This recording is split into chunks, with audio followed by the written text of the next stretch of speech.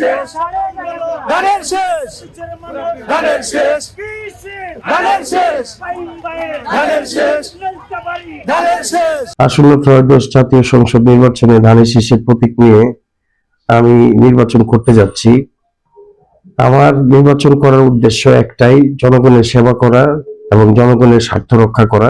শিক্ষা, স্বাস্থ্য, যোগাযোগ ব্যবস্থা, পর্যটন এবং অন্যান্য যে প্রয়োজনীয় নিত্য প্রয়োজনীয় দৈনন্দিন জীবনযাপনে মানুষের যে দুঃখ কষ্ট রয়েছে, সেই দুঃখ কষ্ট লাঘবের ক্ষেত্রে আমি সর্বদাই কাজ করে যেতে চাই।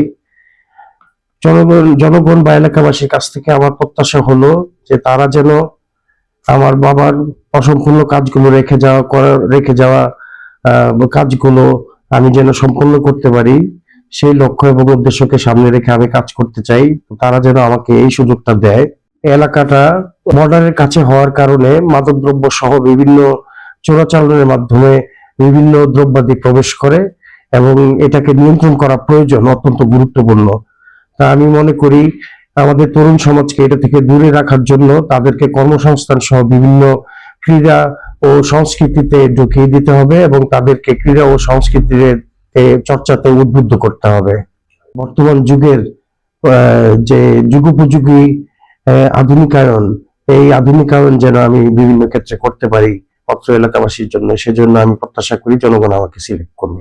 জন্য শুধুমাত্র একটা নয়, একাধিক ডিপ টিউবওয়েল যেন এখানে প্রতিস্থাপিত করা হয় আপনাদের প্রয়োজন অনুসারে, সেই দিকে লক্ষ্য রাখবো ইনশাআল্লাহ। আপনারা সবাই আমার জন্য দোয়া করবেন এবং ধানের শীষে একটি করে ভোট, আপনারা ভোটের দিন আপনাদের গণতান্ত্রিক চর্চাটা করবেন, ধানের শীষের পক্ষে ভোট দিবেন ইনশাআল্লাহ। অগ্রযাত্রা প্রতিদিন, নির্ভীক প্রত্যয়ে উজ্জীবিত।